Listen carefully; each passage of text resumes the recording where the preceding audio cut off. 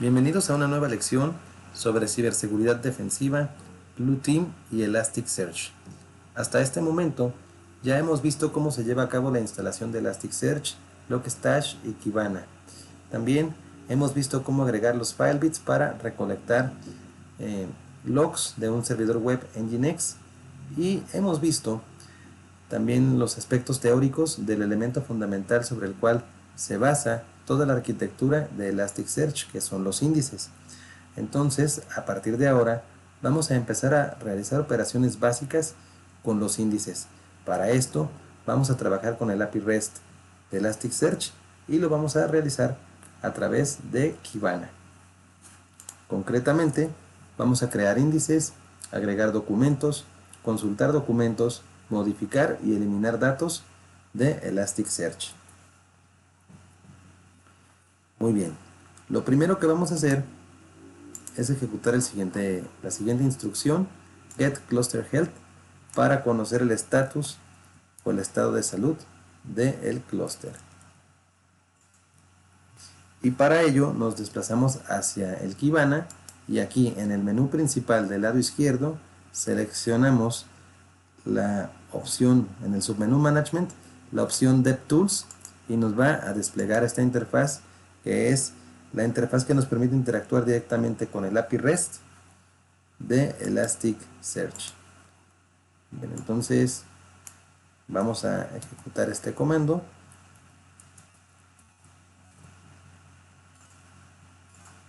Y aquí nos devuelve el estado de salud de nuestro clúster, aquí nos devuelve el nombre del clúster, nos dice que su estado es amarillo, recordemos que este es un clúster de un único nodo.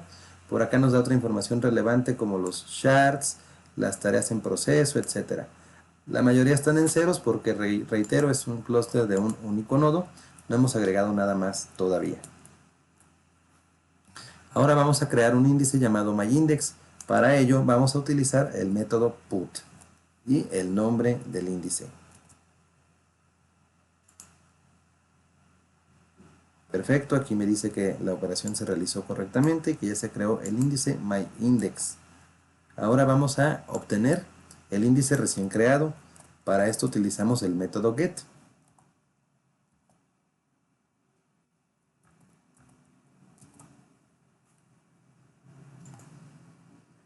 Y aquí está, nos da la estructura del índice, nos da su número de identificador único, el nombre, los shards, etcétera, etcétera, ¿no? El alias, en fin, información de enrutamiento, toda la información de estructura del índice, que hasta el momento pues no tiene todavía nada. Siguiente instrucción, vamos a ver todos los índices que se encuentran almacenados en el clúster. Para ello utilizamos igualmente el método get, pero le pasamos el parámetro cat índices. Y aquí están todos los índices que tiene creados. Algunos de ellos pues corresponderán al filebit que agregamos en la práctica anterior. Lo siguiente, vamos a indexar ahora sí nuestro primer documento y lo vamos a hacer con el método put, el cual nos permite indicar el identificador del documento de manera manual. Aquí está. Estos dos comentarios no los ocupamos. Vean, método put, nombre del índice y el ID, que es el que generamos, el que asignamos manualmente. Aquí están los campos. Simplemente yo le voy a dar aquí clic autoidentación para que me idente los campos de forma automática. Autoidentar, perfecto. Ejecutamos el comando, lo creó exitosamente. Aquí está. Vamos a crear nuestro siguiente documento con el ID asignado manualmente, el número 2. Perfecto. Ya tenemos estos dos documentos creados y vamos al siguiente ejercicio. Vamos a obtener todos los documentos que se encuentran almacenados en el índice myIndex. Utilizamos el método get y el parámetro search. Y pues aquí está. myIndex ID 1 y todos sus campos. myIndex ID 2 y todos sus campos.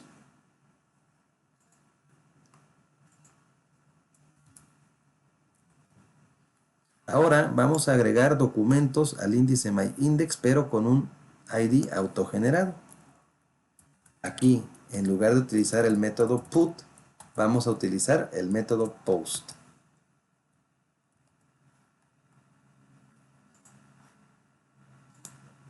Aquí está, el ID autogenerado es este. Vamos a ejecutar la instrucción para agregar el siguiente documento. Aquí está, el ID autogenerado es este. ¿Cuál es la diferencia?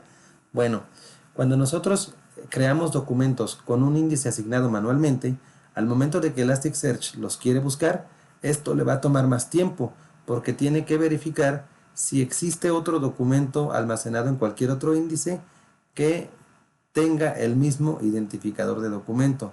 En cambio, cuando cuando agregamos documentos con un ID asignado automáticamente, pues esto no pasa y el tiempo de respuesta de Elasticsearch es más eficiente, es más rápido, porque ya no tiene que corroborar si existe ese ID en otro documento, puesto que estos IDs generados automáticamente no se repiten.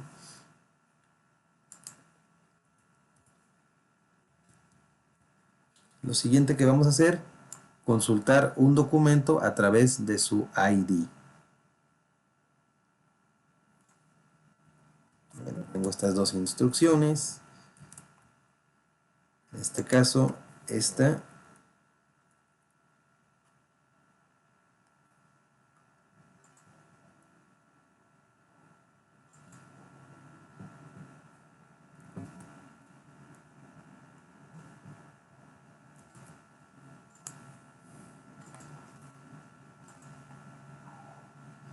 Aquí está, me devuelve el documento con el ID 1. Y bueno, voy a ponerle el ID 2 para que me lo devuelva.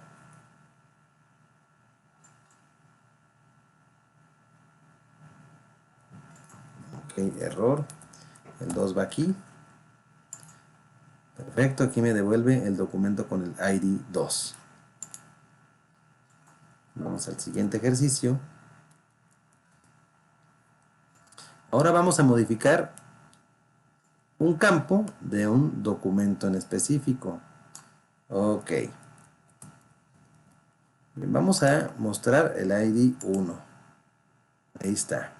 Y ahora vamos a modificar valores del documento con el ID 1. Aquí borramos el ID y simplemente le pongo 1. Fíjense que estoy modificando un campo de un documento. Con el método put le indico el documento y el ID. Voy a modificar el año de 2021 a 2026 y la población de 4.936 a 345. Pero ¿qué va a pasar? Estoy modificando. Este método lo que hace es que va a modificar el valor del año y de la población, pero va a eliminar el resto de campos, porque lo que hace es reemplazar un contenido por otro. Ahí está, me dice actualizado exitosamente. Y si yo vuelvo a buscar el documento 1, vean que ahora solo me aparece el año y la población. Los otros campos fueron eliminados. Sin embargo, Elasticsearch siempre guarda o lleva un control de versiones para que podamos regresar a un estado anterior. Vamos a ver el siguiente ejercicio. Vamos a hacer esto mismo, pero con el método post, que básicamente pues va a dar el mismo resultado, ¿no?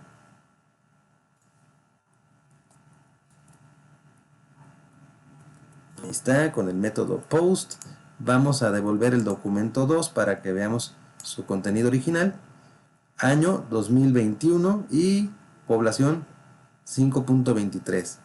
Le vamos a poner año 2029 y población 1645. Con el método post va a tener el mismo efecto. Va a reemplazar un contenido por el nuevo. Aquí me dice que la operación fue exitosa. Vuelvo a consultar el documento con el ID 2 y vean, solamente tengo disponibles el campo año y el campo población, porque al igual que el método put, también reemplazó todo el contenido original. Si quiero simplemente actualizar un campo sin que me modifique o me borre lo demás, Voy a hacer lo siguiente con esta instrucción.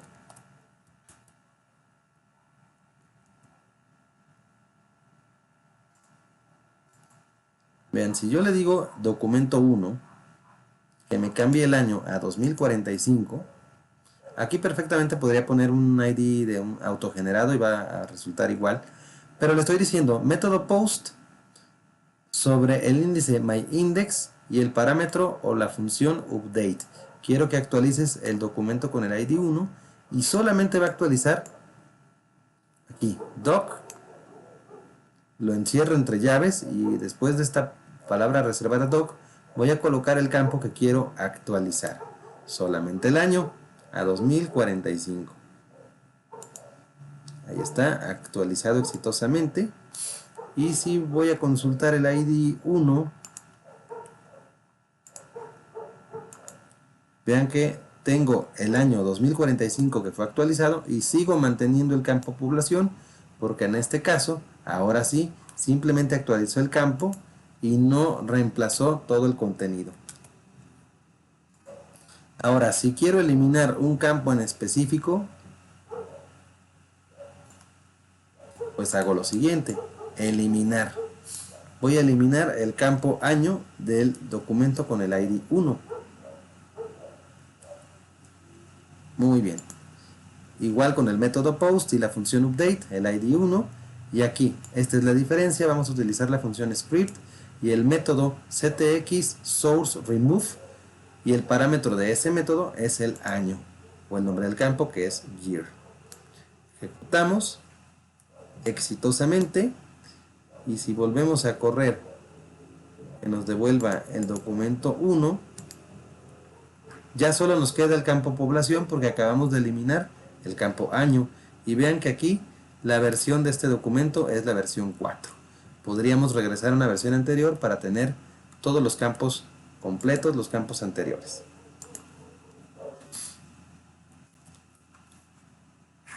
Y ahora, si queremos eliminar un documento completo, vamos a indicar únicamente pues el número, el identificador del índice. El identificador de dicho documento. Voy a eliminar el documento 1. Ahí está. Vamos a utilizar ahora el método delete exitosamente. Y si lo vuelvo a buscar aquí con este get, me dice índice myIndex, ID del documento 1 encontrado false. Ya no lo encontró pues porque lógicamente lo acabo de borrar.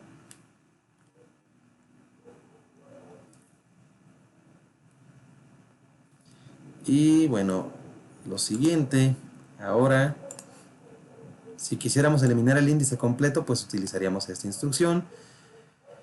Y lo siguiente que nos puede interesar es ver cómo podríamos agregar estos documentos a una vista dentro de Kibana.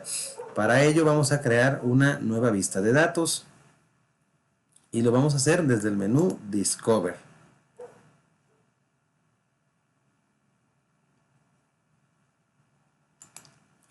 Antes de crear la vista, nos vamos por aquí al Index Management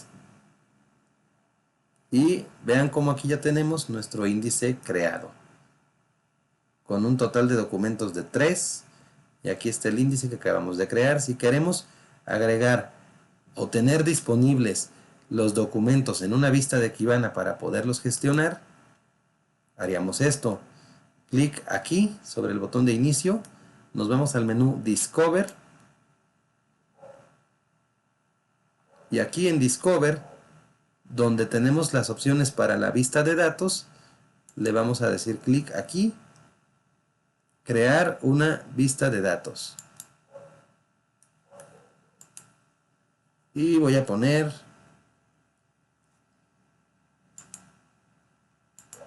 aquí myIndex porque para que me identifique el patrón. myIndex. Muy bien. Y le voy a decir guarda esta vista de datos en Kibana. Aquí me dice que el patrón es coincidente con un origen. Perfecto. Y aquí pues ya tendríamos los 3 documentos disponibles para poderlos gestionar perfectamente. Y ya por último, si quisiéramos borrar esta vista de datos, me parece que es por aquí, Manage this data view, Manage settings and view field details, gestionar la configuración y los detalles de estos campos. Me regreso aquí un nivel y yo puedo decirle my index y lo puedo eliminar aquí. Aquí estaría para eliminar, delete, delete. Y ya se eliminó una vista de datos. ¿Qué es lo que me queda? Me queda por aquí en Index Management, pues eliminar el índice.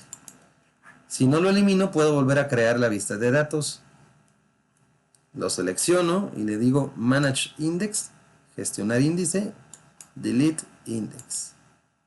Y ahí está. Acabamos de crear y de borrar tanto la vista de datos como el índice generado. Y ahora sí, pues con esto ya damos por terminada esta lección.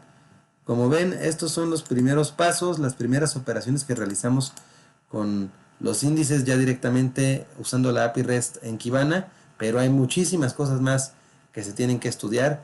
Existen los tipos de datos, los mappings, los parámetros de esos tipos de datos, cuándo usamos un tipo de dato, cuándo usamos otro tipo de dato, para qué sirve cada uno, y muchas otras cosas que se pueden realizar, hacer el volcado de datos, carga de datos con Logstash, en fin. Hay muchísimas otras cosas que se van a ir analizando conforme vayamos avanzando en estas lecciones.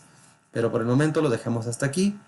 Como siempre les digo, si el contenido del video y el contenido del canal en general les parece bueno y les aporta valor, les agradezco mucho que consideren suscribirse al canal y con mucho gusto seguiré creando contenido para todos ustedes.